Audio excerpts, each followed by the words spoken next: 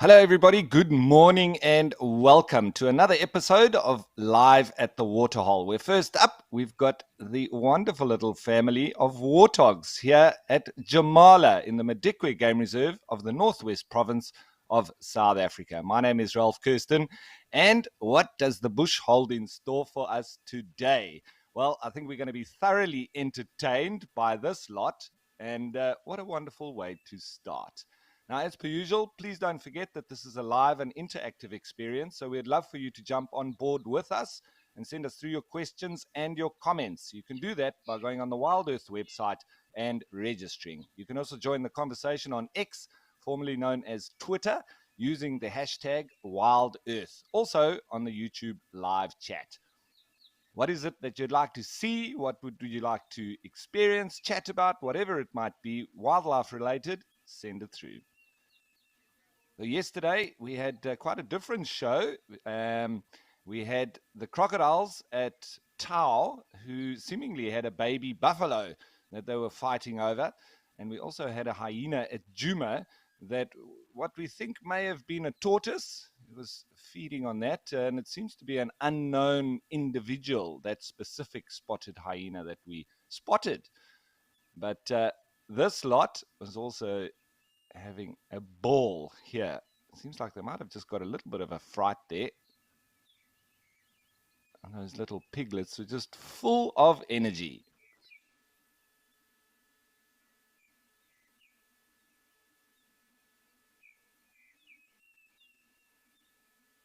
So, Catherine, you're on board with us already. That's great news. Nice to have you with us. And yeah, what will be coming down to the different waterholes? That is the question.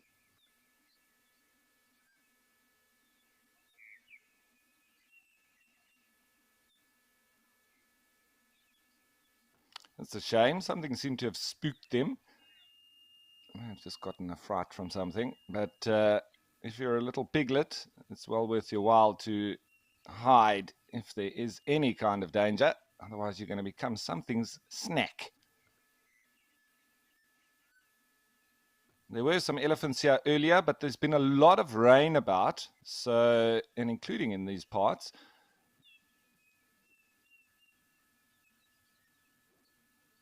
So the elephants haven't been that busy at the water. But speaking of the rain, I think it's time we're going to have a look what the weather's going to be like across all the different locations.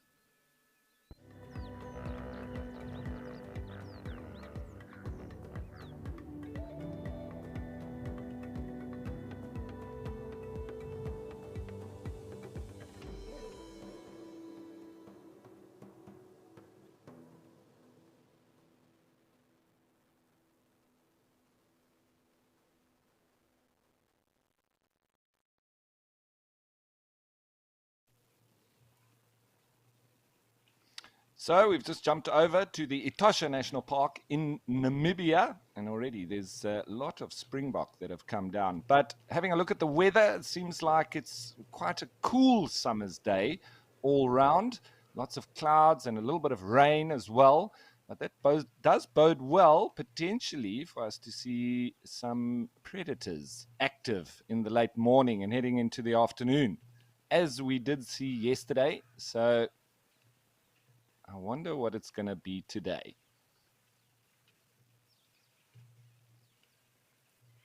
No rain about here in Etosha, though. There has been a little bit, though, and over the last couple of weeks.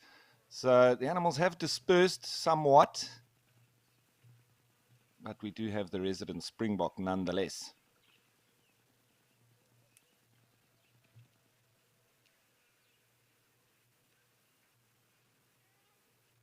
So, Andrew, the video guy, you like the vastness of Etosha. Well, that's it. Namibia is known as the land of wide open spaces and happy faces, a population of only about 2.5 million people. And, well, France is only about 3/4 the size of Namibia. So it just shows there's about 2 people per square kilometer. So it is one of those places that if you want to see landscapes and desert experience, this is the spot.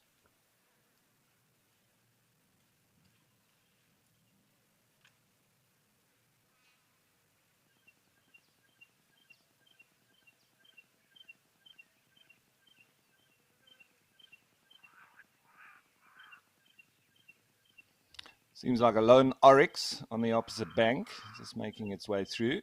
The national animal of Namibia and the national animal of South Africa together at the Waterhole.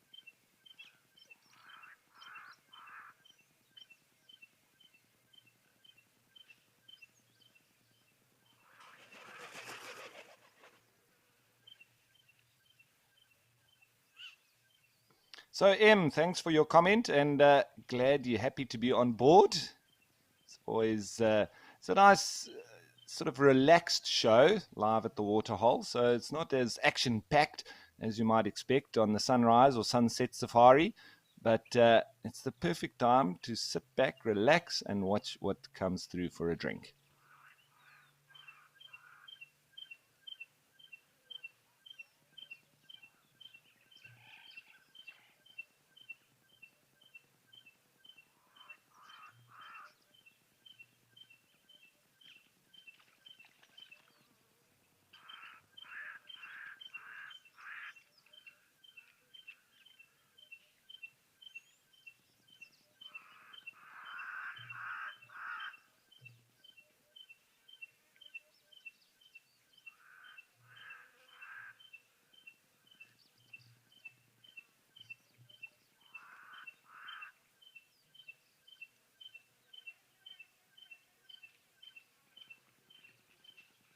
So, Patches, I'm glad that you're happy that this is exactly where we should be. This is such a well-visited waterhole, but like I say, at this time of the year, it does get a little bit quiet after the rains have begun on the eastern side of the reserve, and it sort of floats through towards the west. That's the direction that the rain does come from. And so there's a lot of migration towards the eastern side because the rain has fallen there quite a lot earlier than it would have here. And so there's a lot of regrowth of vegetation, and the animals move over that side just for that.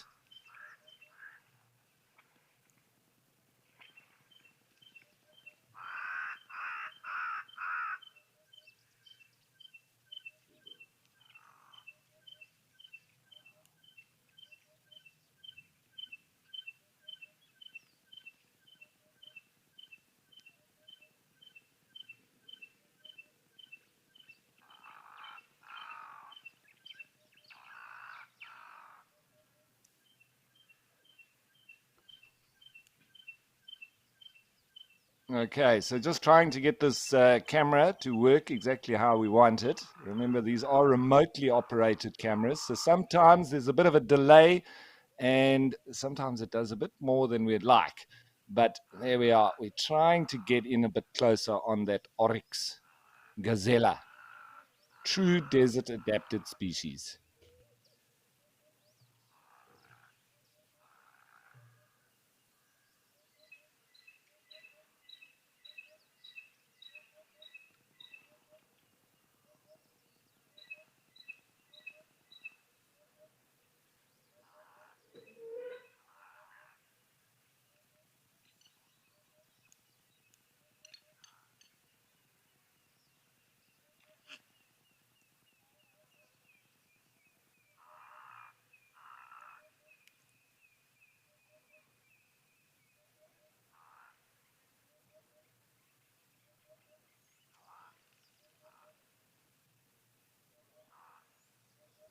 And what a beautiful picture that does make with the reflections of this oryx in the water.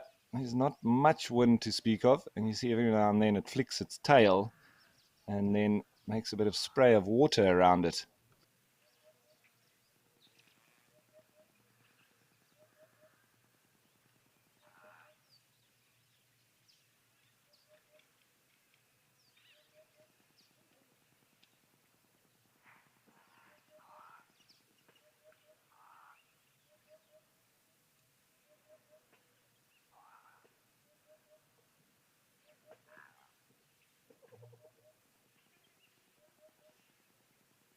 All right, so what a beautiful start here in Okukuyu after Jamala, but I think it's time we head back to Jamala in the Matikwe Game Reserve.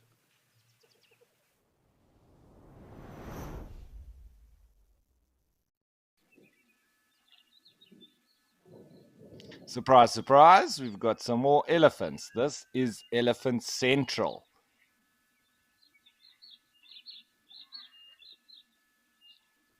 Sounds like a long-billed crombeck. That's busy calling that. Grr, grr, grr, grr.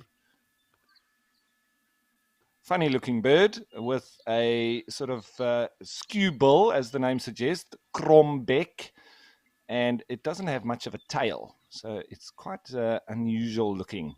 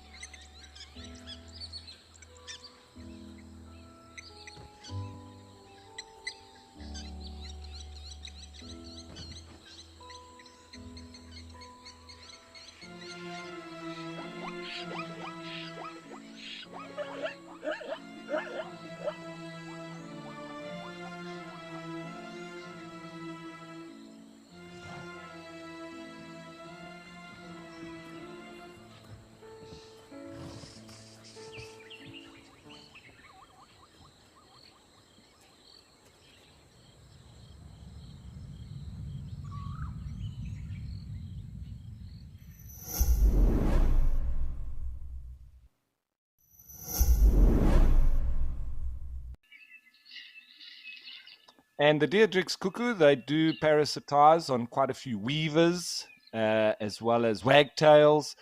And it's quite a small cuckoo, but it's still a lot bigger than the birds that it parasitizes on. So they lay their eggs in multiple different birds' nests, and then they don't perform any parental care.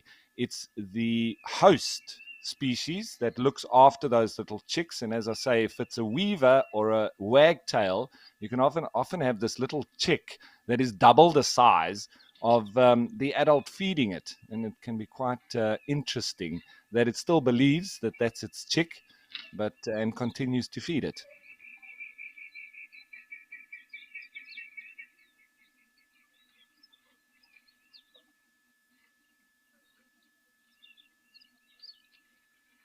And there's a lot of other cuckoos around as well, from Klaas's cuckoo to black cuckoos.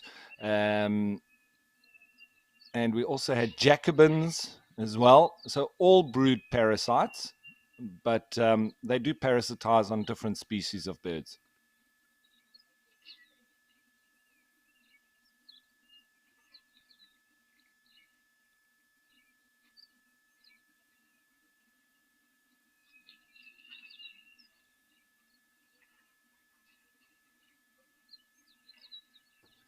And quite a common bird that we've been hearing at this waterhole as well is the lesser striped swallow, another migratory bird, only visiting in summer, but they come here to nest. And they make those mud nests under little cliff overhangs and very often on buildings as well. So I'm pretty sure with the sort of calling that we're hearing, I bet you that these lesser striped swallows are nesting at the lodge somewhere.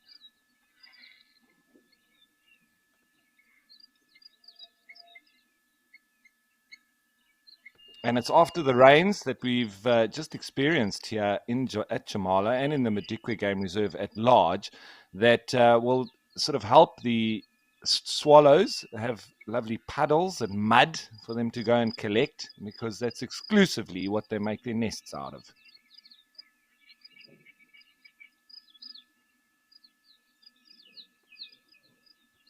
You can hear what sounds like Natal spurfowl as well, ground birds of the pheasant or partridge groupings.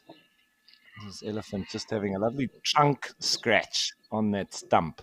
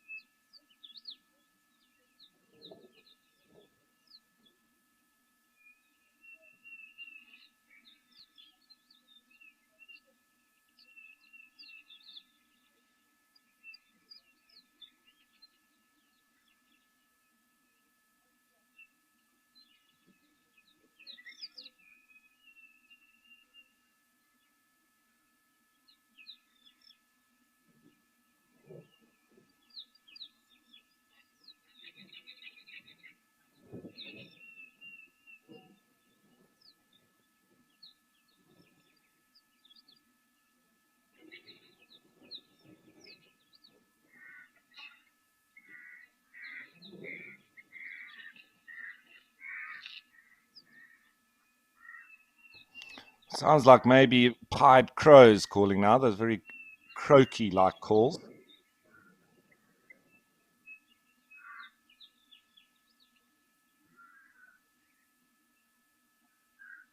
So, and also a good judge of the temperature. There's not too much of spraying by the elephants, where if it was very hot, there'd be a lot of spraying in behind the ears in particular, but also wetting their entire bodies as well. They seem quite comfortable just having a drink.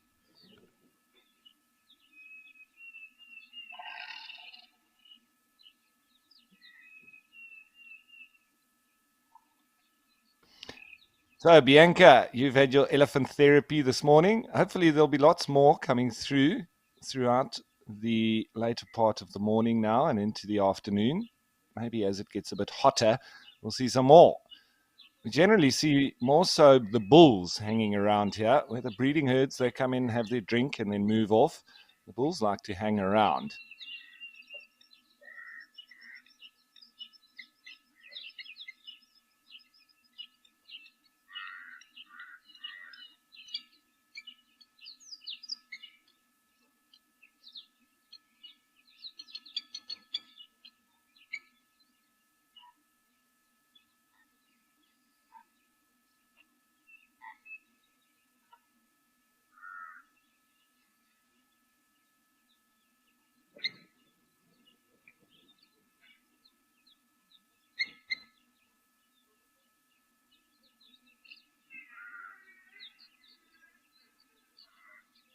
So, M, you want to know the difference between swallows and swifts?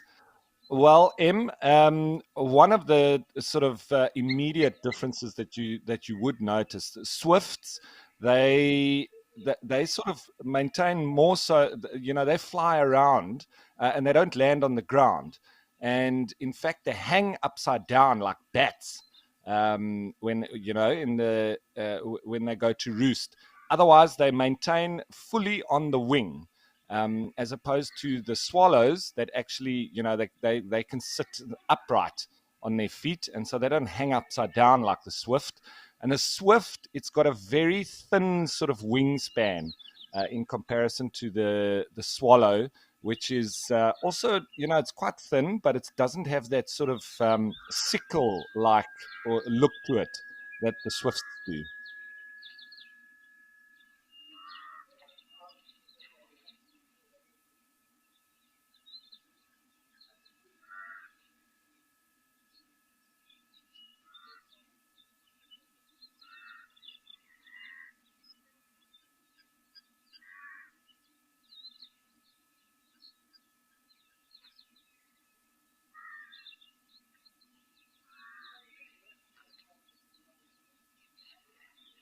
So another difference is that swallows have a very distinctive forked tail,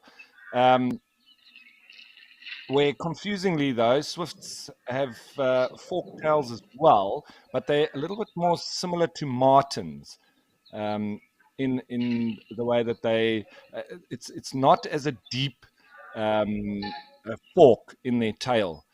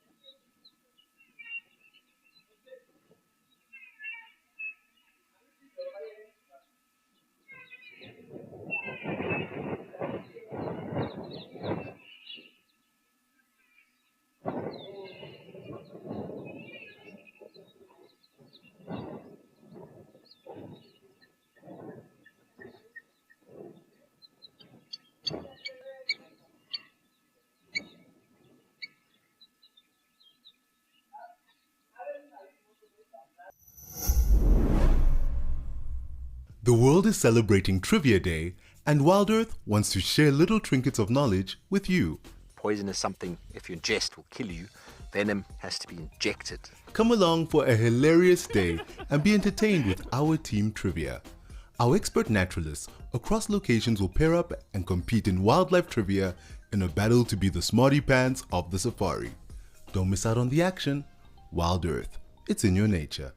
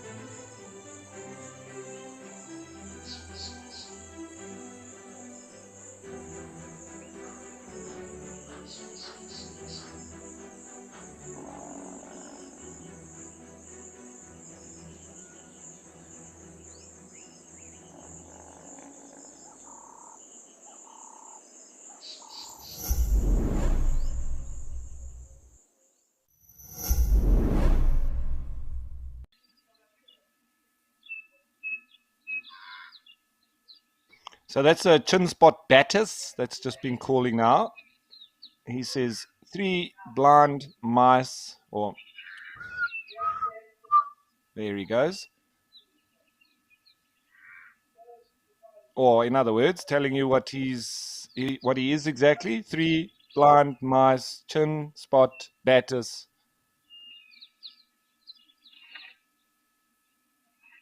It's a small little bird, and I think it's only the female that has the spot on the chin, actually.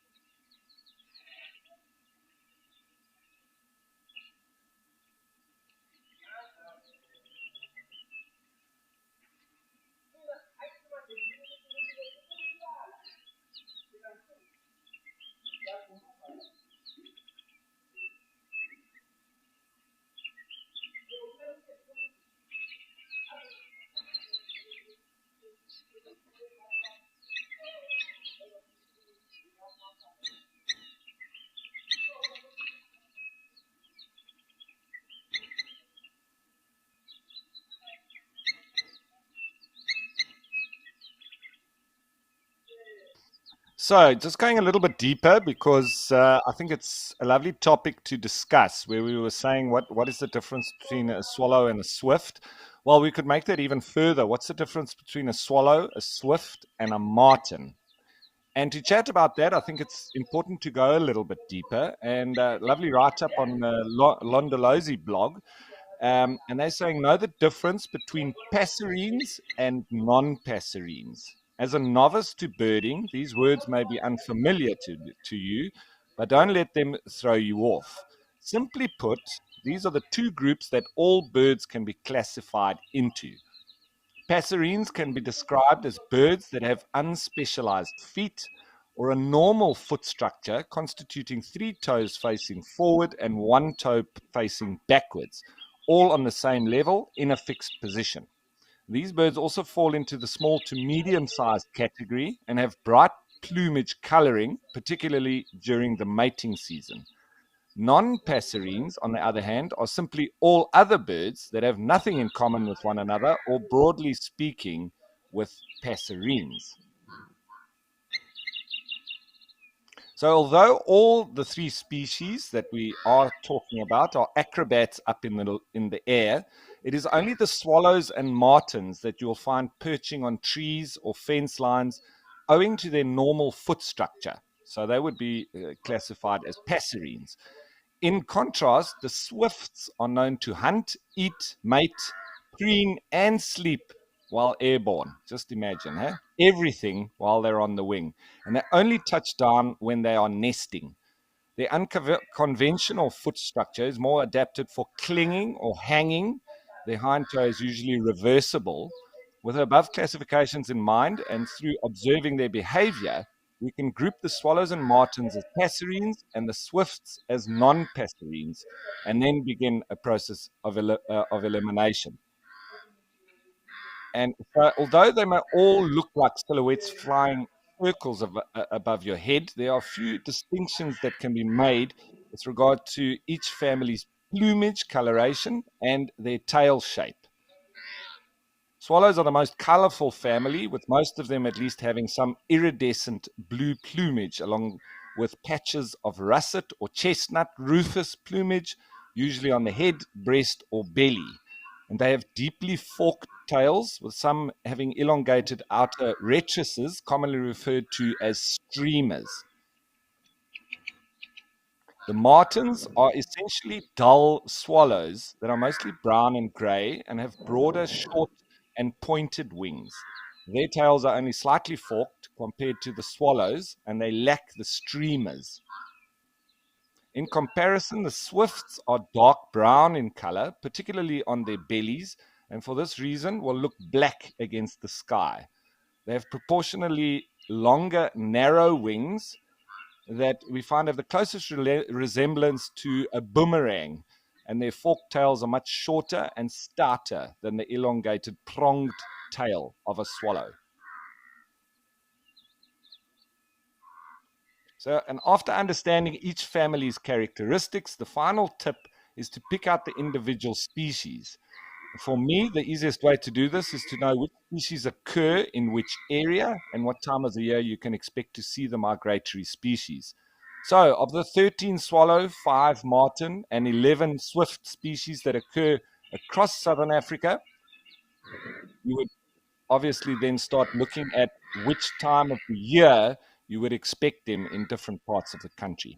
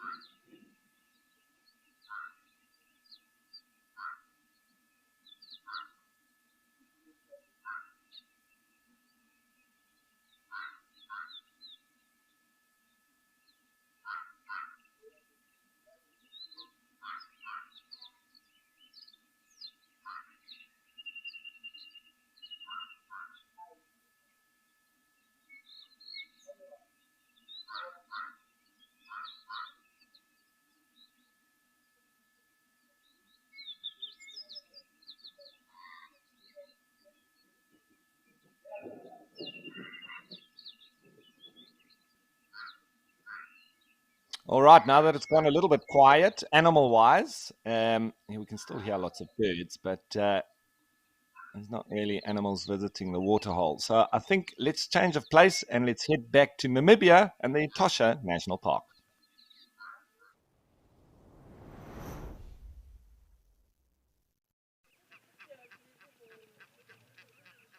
where we've got lots of stripes from the Burchell zebra, aka the plains zebra, Equius quagga burchellii, just staring off in the direction of the waterhole.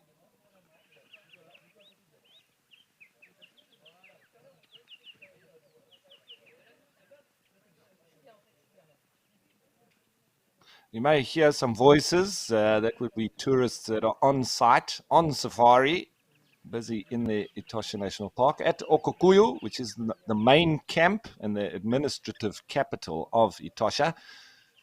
And this being the most famous waterhole in Namibia. So lots and lots of activity from people as well.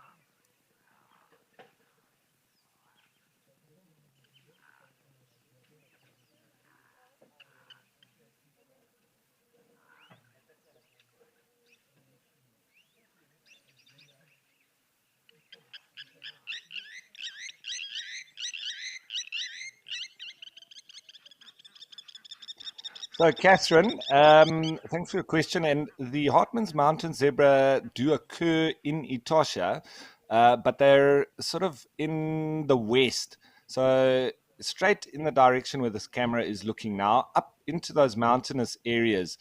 It's the only bit of mountains that there is in Etosha, apart from a small rocky outcrop at Halali. The rest of the reserve is completely flat. So the Hartmann's Mountain zebra, they like that area up by the mountains, and I've never seen them here at Okukuyu. Maybe there has been the odd occurrence, but they prefer those mountainous regions, as the name suggests. That's their preferred habitat. So yes, in Etosha, but not really here at Okukuyu.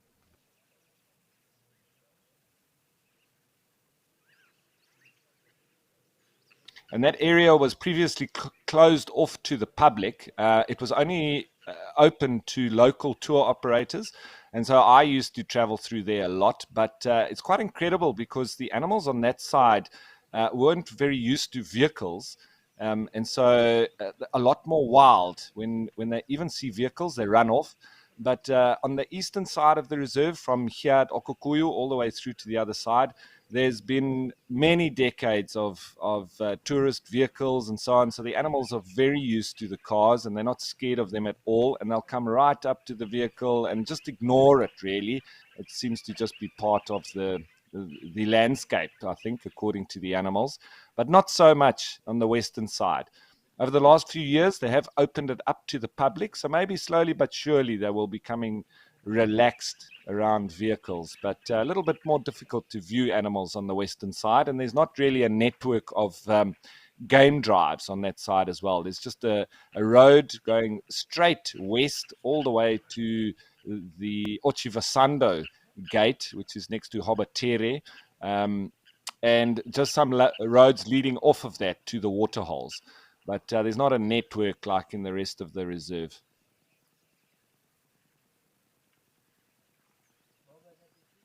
So it's even though you can now go into that part, it's still at least a quarter of the reserve that is completely wild. There's no roads, and you're not allowed to go there, and it's for research purposes, etc. So it's actually amazing that there's still a corner of Etosha that nobody ever goes.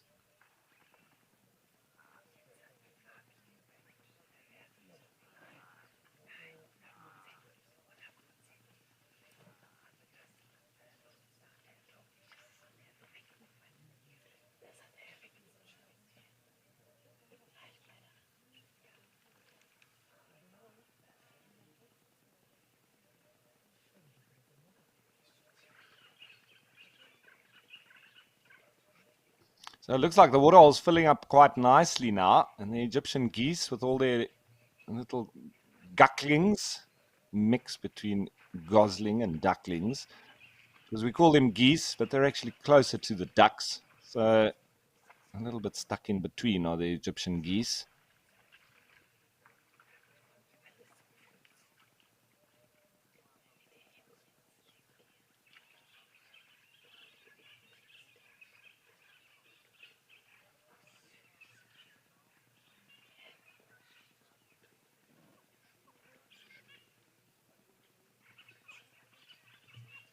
Simpiwe, the age-old question: why do zebra have stripes? Well, that's always the question. Why do we have hair? Why do some people have blonde hair? Why do some people have brown hair? It's all down to genetics and evolutionary sort of changes over time. As we see now, a black-faced impala ram coming in to have a drink. This is actually lovely. Simpiwe, I'll get back to your question now.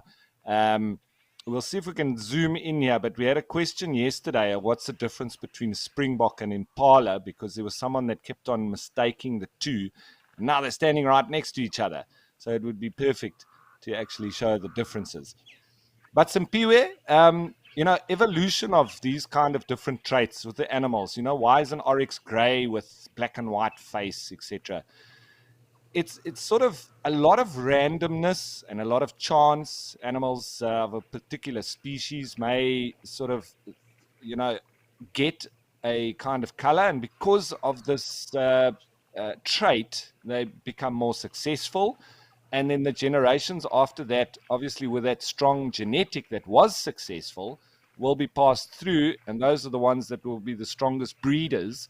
And then, that's how evolution works. What they say with zebra, the theory is that actually that black and white stripes actually repulses flies. So they don't sit on the zebras as much, and then obviously they wouldn't pass as many diseases and so on between them. So, that's obviously a trait that slowly evolved, and a big part of it, they say, is around the flies. Now, looking at these two species here, and I'll carry on with the zebra stripes just now, just while they're right next to each other. You can see that on the left, there's a springbokkie. On the right, there's two impala rams. Now, obviously, the size difference, the impala being quite a bit bigger than the springbok, and the impala is also quite a lot darker. You see on the springbok, if you turn its broadside, he's got like that black stripe along his midriff, and he's got a white stomach, and then a little bit of a darker back. And he's also got a very white tail, and there's actually a pouch on the top of that white tail, which is why they actually thought initially, when they were first spotted, that they were marsupials. And that's where the Latin name Antidorcus marsupialis comes from, with the springbok. But now looking back at the impala, you see there's no white. There's just different shades of brown, or it's like a reddy fawn color. And also much bigger horns. And only the males with impala have horns. So these are two males, easy to identify. Females don't have horns. With springbok, both of them do, males and females. The males is just much thicker. That individual on the left there is a ram. It's a male springbok. And the females have much finer, thinner horns than the males.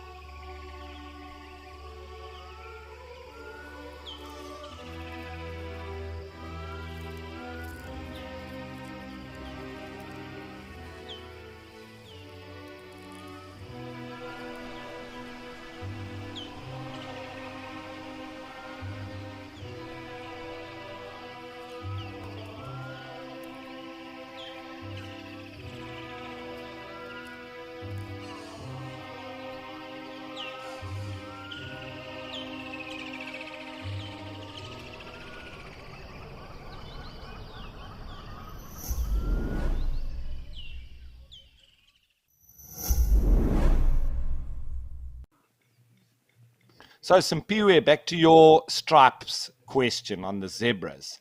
And I found a lovely write-up write-up on a website called KPAX, and they say the question as to why zebras have stripes is one that's long stumped researchers. Theories suggested it helped them camouflage, or that striped serves as an identity name tag for zebras to recognize each other, kind of like a barcode. But newer research suggests the stripes help them repel those pesky horseflies. Researchers from Bristol University studied the benefits of zebra stripes by examining how horseflies behaved around zebras and horses. They put patterned coats on horses and discovered those in striped patterns were less bothered by flies than horses in black or white coats. One of the lead researchers told us their greatest finding was the intensity of striping on the animal correlates with the number of horseflies it attracts. In updated research, the team looked at more patterns and found horseflies are attracted to large, darker objects and are less attracted to dark, broken patterns. Horses with grey coats experienced the most horsefly landings, followed by horses in coats with large black triangles, and then coats with small checkerboard patterns. Horseflies were least attracted to horses with striped coats, and stripes with higher contrast meant even fewer flies. So the researchers say zebra stripes are sharply outlined and thin because this specifically deters horseflies. It's a complicated answer to a black and white question.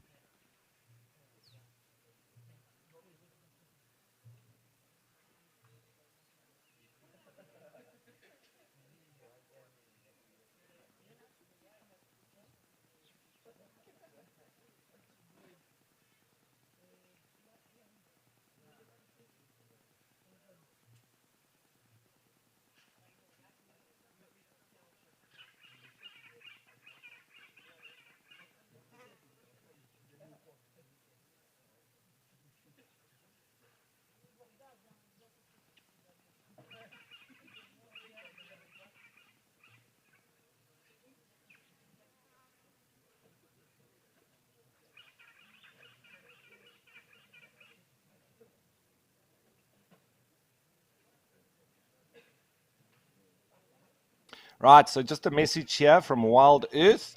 We would love lots of you to become an explorer. We know that many of you cannot enjoy this Explorer Lodge prizes as you live so far away. So WildEarth have partnered with Nature Eye and are offering you the chance to fly a real drone over some of the world's most iconic sites from your home. Sign up to be an explorer over the next 8 weeks, and you can win one of 8 vouchers from Nature Eye. There will be a weekly draw from next week, and locations include a volcano in Iceland, Machu Picchu in Peru, a game reserve in Kenya, and much more. So if you win, you can choose from the list of locations, and whilst flying, can interact with a local guide who can talk to you about what you are seeing. To find out more, go to the Explorer page on the WildEarth website.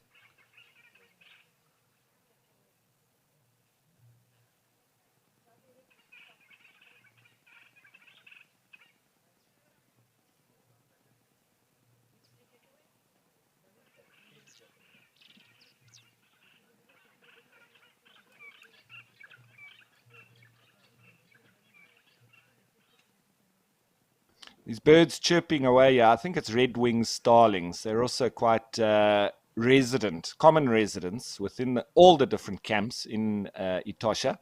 They can be quite naughty, actually. If you leave your bread out or anything on the table, they will be all over it. So I do spend a lot of my time when I'm in the Etosha National Park chasing off jackals as well as the pesky red-winged starlings. If you take your eyes off the table, they will be there in a flash.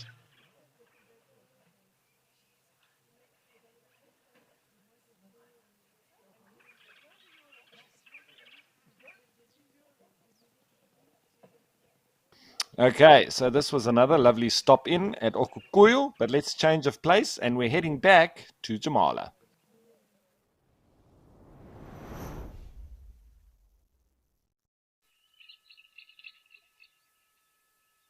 where we've got a couple more Loxodonta africana bulls. One on the right, got a decent set of tusks on him. A lot greener here, and there has been a little bit of rain, so that's great. But this is still semi-arid. It's not quite a desert like we have in Etosha, but this is still part of the greater Kalahari system as well. So still very hot, very dry, and nice to get some rain, that's for sure.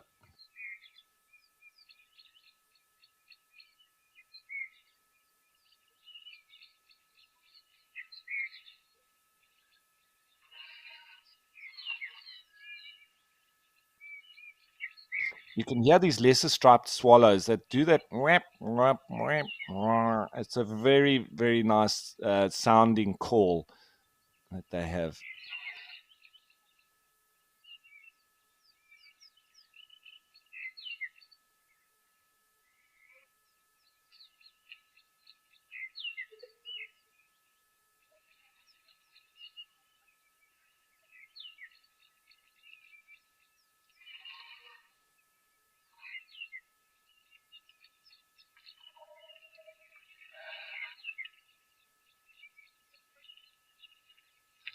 Camille Killian, welcome aboard all the way from Leicester in England.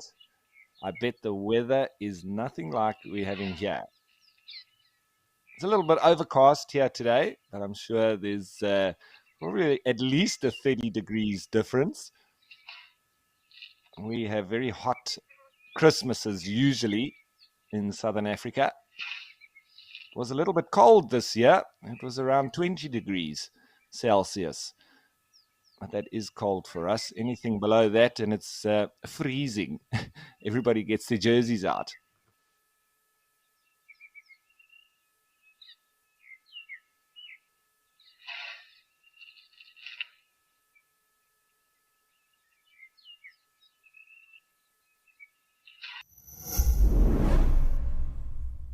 Our UK family is important to us. WildEarth is making your viewing experience more convenient with a time shift that will see a delayed start. Our sunrise safari will now be broadcast at UK sunrise times. Don't miss a moment of your favorite shows. To watch it live, go to the WildEarth app or website. Incredible.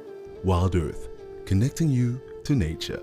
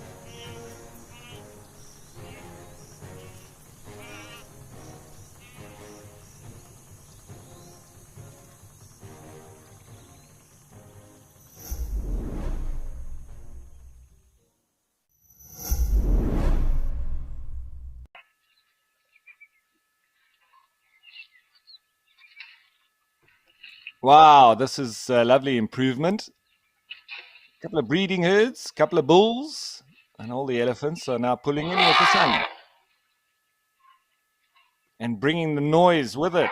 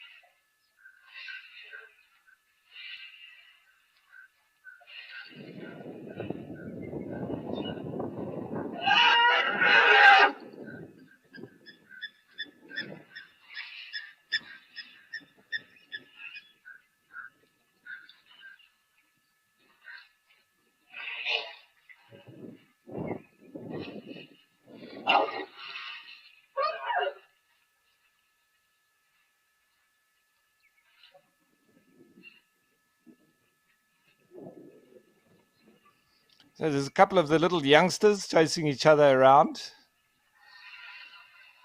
That was happening there on the right-hand side. Now, this is what I've noticed is that the breeding herds come in, sort of do their thing, and generally move off reasonably quickly. Whereas the bulls, they like to come in and dominate the area where the fresh water comes out, here on the left. And if there are bulls around, then the breeding herds seem to avoid that area as well. So they just take what they can get and then move on.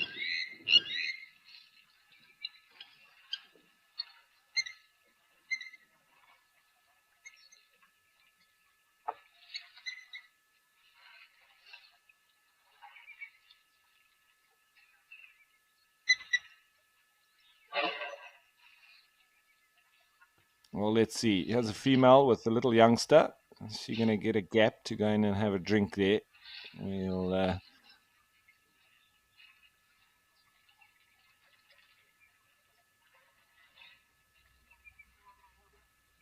think she wants to try, but there are those bulls there.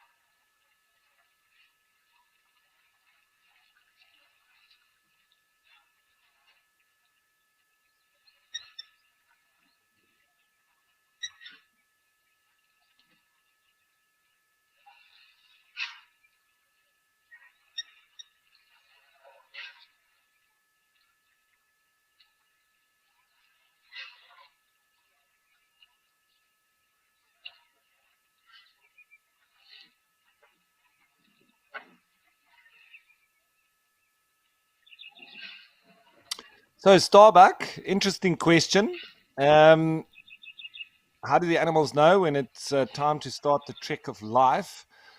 Well, it's I think if you're referring to the kind of great migrations, but sort of migrations in general do begin normally with the older experienced animals. If we're speaking of elephants, um, but on those great migrations with the wildebeest, in particular in the Serengeti and the Masai Mara, etc., it's all about the food.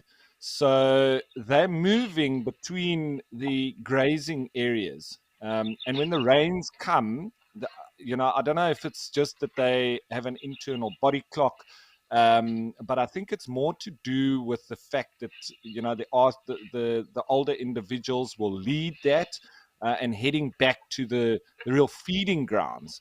So it's just hunger that drives them. It's either hunger or thirst.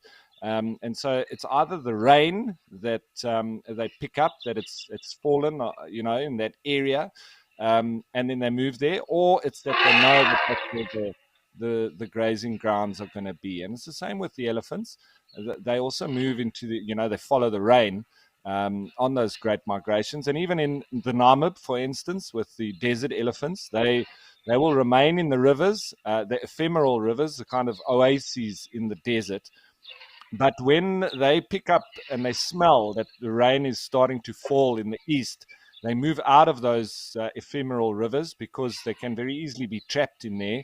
And it's the older individuals, the matriarchs and the old bulls that know this from experience and having been taught it, from the older individuals when they were young, the areas to move to when the rains are coming, to get out of harm's way in the rivers with the flash floods. Very often the little ones could get caught there, as well as going into alternative feeding areas at those times of the year when it starts to rain. So it can be experience, it can also be intuition, and it can also be a sense of smell of the rains, from whichever direction those are coming from. With the elephants in case in the Namib, it's actually moving away from the rain because of the danger that it brings staying inside those ephemeral rivers. But very often it's moving towards the rain because that obviously brings the life back to the vegetation, and then that would equal lots of food for them there. And so that's what they move in that direction for, as well as obviously the water supply that comes with the rainfall.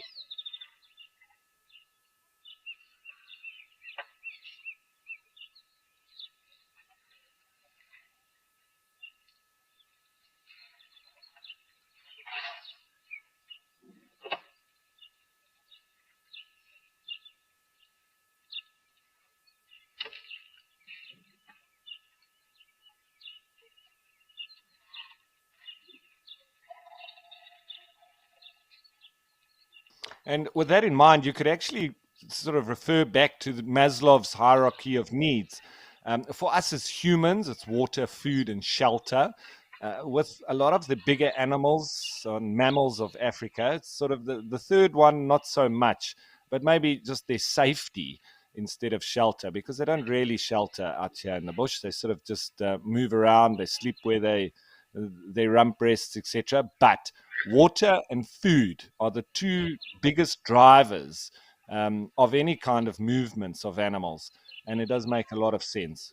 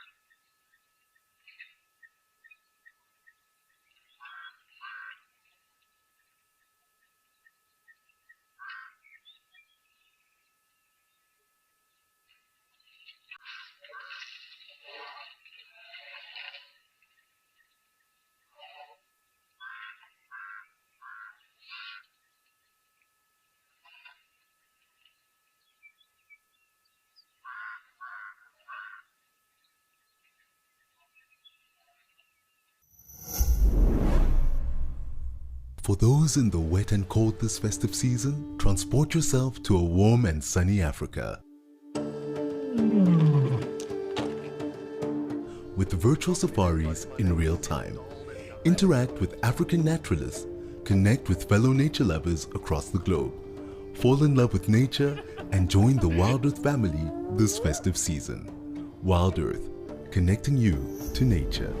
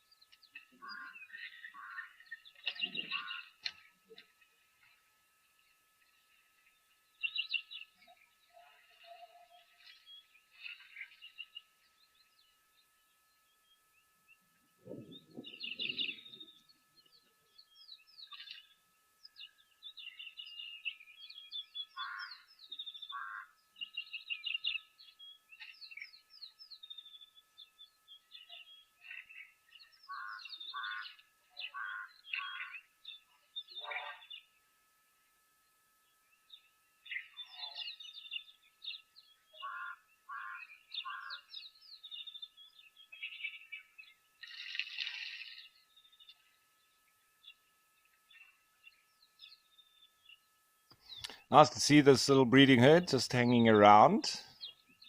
Maybe they'll spend quite a bit of time here. Elephants dotted everywhere.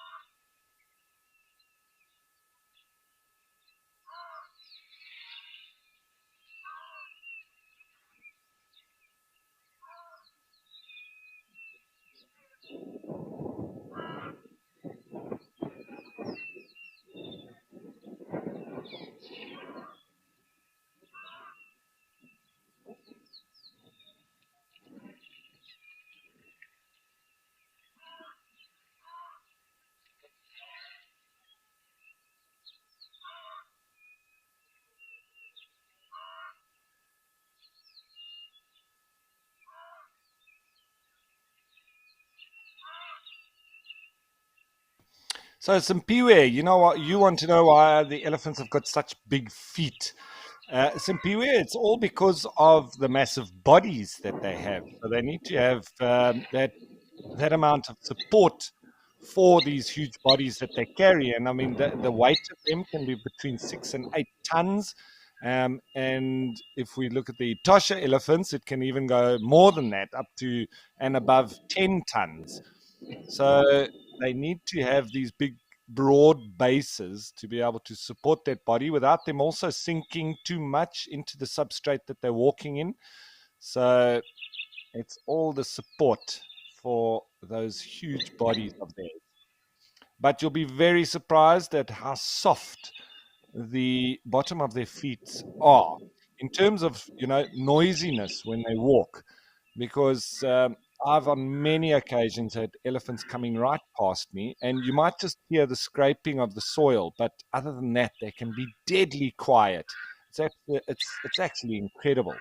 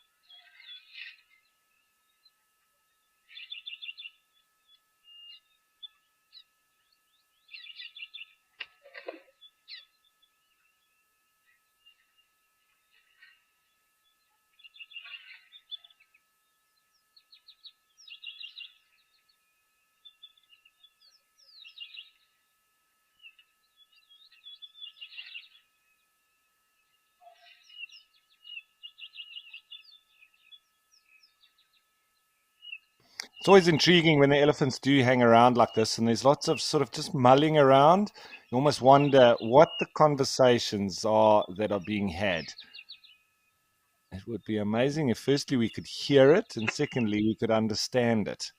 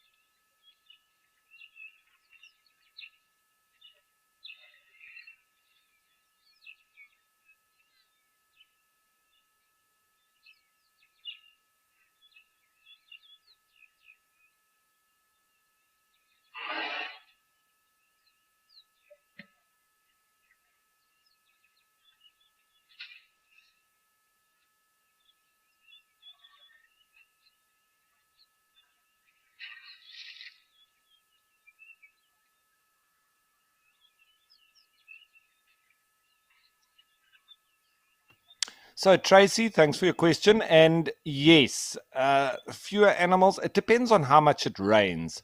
So, if it rains, significantly, there will be puddles around in the bush and so on. And so the animals don't need to then take the risk in terms, of the antelope and the prey species of coming down to a waterhole where, firstly, they may come into competition with, other animals within the same species, as well as, the problem of predators who often do lay in wait near to these water holes where the animals then concentrate. It's, right through the dry season, it becomes the norm for predators to hang around here because it makes sense. Then the food comes to you and you don't need to even go looking for it. But after it's rained a lot, then there's puddles around and they don't need to take that risk of the competition within your species and maybe having some of your females stolen by another male or being eaten. So then they can drink and they can feed in the same areas, and there's also an energy component to think about as well. They need to expend less energy to get water and food, so the animals disperse a lot more when the rains have come, and a substantial amount of it. As long as there's puddles lying around, then you'll see that there's hardly that movement anymore towards the water holes themselves. And it makes a lot of sense. And we see it across all the different game reserves.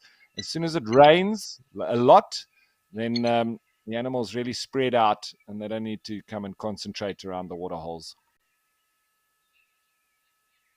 So just a couple of minutes and we'll be introducing the Africam or water holes as well. So we'll have a whole lot more locations to choose from. But, as I've said, there is a little bit of rain about, so we always stick to where we've got the most action. But we'll keep an eye on all of them and go wherever there's something interesting.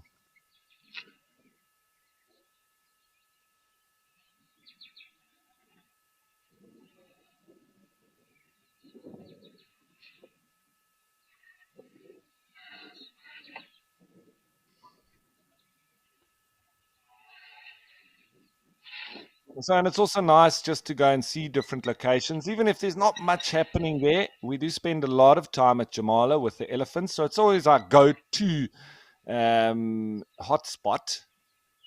Well, it has been anyway for the last couple of months, but nice to go and check out other spots. And you never know when something might pop up, and we'll be swapping up shortly.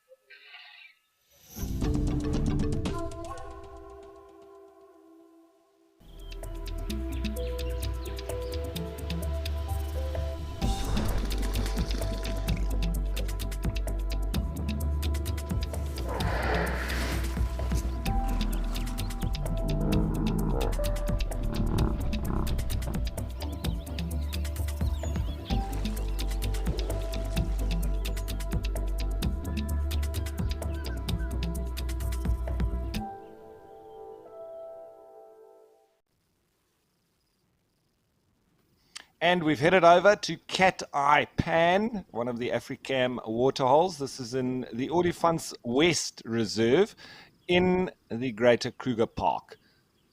We've had a lot of elephant activity here as well over the last little while, but as you can see, it's rather overcast. There's maybe a splattering of rain.